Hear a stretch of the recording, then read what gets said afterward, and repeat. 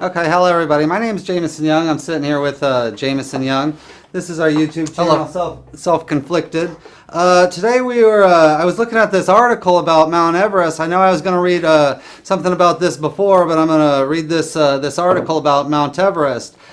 Climbers are set to face new rules after deadly season. Climbers who wanted to attempt Everest should first have to demonstrate that they are experienced mountaineers, a panel advisor from the Nepal government has recommended.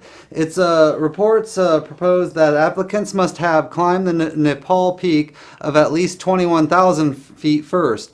They should also have to provide a certificate of physical fitness and employ experienced guides. Earlier this year, 11 people died or went missing on Mount Everest, and overcrowding is largely to blame. The panel reports also propose a fee of at least $35,000 for those wanting to climb Everest, and $20,000 for mountains higher than 8,000 feet. We will take this forward by amending the laws and regulations. We will make our mountains safe and managed and dignified, the tourism minister told reporters. Nepal is home to 8 of the world's 14 tallest mountains. It was set up after criticism from experienced climbers and guides of the system that allows pretty much anybody who pays $11,000 can climb Everest. Nepal's government issued 381 permits this season. So we thought this was kind of there's also a second part to this story, because there's a gorier part that we'll talk about at the end, but I thought this was a kind of an interesting story because, to tell you the truth, I kind of was a little bit interested in climbing Everest years ago until I found out it cost so many tens of thousands of dollars. But so anyway, what do you think about these new regulations? Good idea? I mean, do I think it's a good idea? Yeah, I think it's a good idea to make these people have some experience and all that stuff, but at the same time, I don't like the idea, period. I mean, for me, it just doesn't make much sense to, pay. Like, sometimes the tab can get up to $50,000, $60,000, $70,000 that these people pay. Also, they can risk their life walking up a big mountain, and it's not just their lives they risk. If it was just that, I guess I'd be fine with it. But a lot of people die trying to help them, die trying to save them. So, I mean, I don't know. It's just not my thing. I just don't understand why anybody would want to, put themselves through such nightmares to climb a mountain that's been climbed thousands of times already. So I guess the new regulations are a good idea, but at the same time, I don't like the whole ordeal. But Everest is not even one of the most dangerous mountains. Another mountain called K2 and another mountain called Annapurna, something like that. Well, yeah, but the thing is with those other mountains like K2, the only people who even try to attempt to, since they're like so straight up, the only people who even try to attempt to climb them are like true professionals.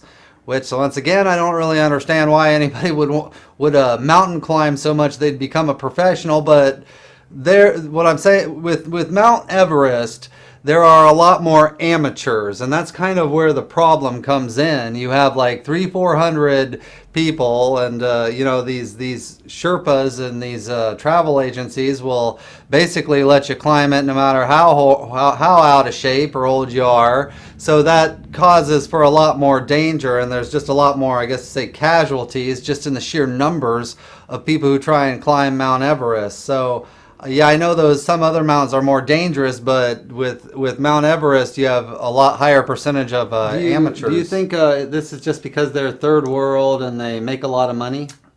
Yeah, I'm sure I'm sure that has a huge part in why it's allowed. Both the third world and the lack of rules and regulations, and also the amount of money that they can make out of this. Like sometimes, and like as far as the lack of rules and regulations, it's crazy. Like we're going to talk about like Rainbow Valley, and there's this one thing called this one. Hold on a second, let me read the stats on this. Over 300 killed on Mount Everest recorded. Most of the bodies were never found. On April 18, 2014, 16 Sherpas, who are like the guides, they were killed in an avalanche all on one day. On April 25th, 2015, 19 people were killed in an avalanche at the base camp following a big-time earthquake. And like I said, it's not the most fatal mountain, but yeah, there are a lot of amateurs. And like I was saying, there's this one place, like it's crazy, like when you go up this mountain, I guess, like once you like the death zone, once you hit like 26, 27,000 feet, you can hardly breathe and walk. It's all you can do to just breathe and walk. So when you die, they just leave your body there and people step over you. For like decades, there was, I don't know if it's still there or not, but there was this guy called Green Boots. Here's a picture of Green Boots Cave. Your body more or less becomes a landmark. So you're laying there dead, and this is how other climbers know where they're at as they go up Mount Everest. And of course, today, in the day and age of the internet, your family gets to see this. And like there's actually there was another guy called David Sharp. He wasn't even dead, and he kind of caused controversy in like 2006 because people were just walking by him both on their way up and on their way down. And it was a little known secret, but like everybody just kind of did that lots of times, because when you're up that high, you're darn near in outer space. So they just kind of left him there to die and barely tried to help him, but there was hardly anything you could do. And with the other bodies, here's like pictures of them. Here's the picture. Like this picture here is with that he's an O'Malley. He was a famous climber in the 20s. But and then there's as far as Rainbow Valley, there's like this steep canyon area where I guess lots of climbers fall off and die, and you're supposed to wear bright colors so these Sherpa guides can identify you, and so it looks like a rainbow down there. And they can't move the bodies because, like I said, it's just like too high of elevation.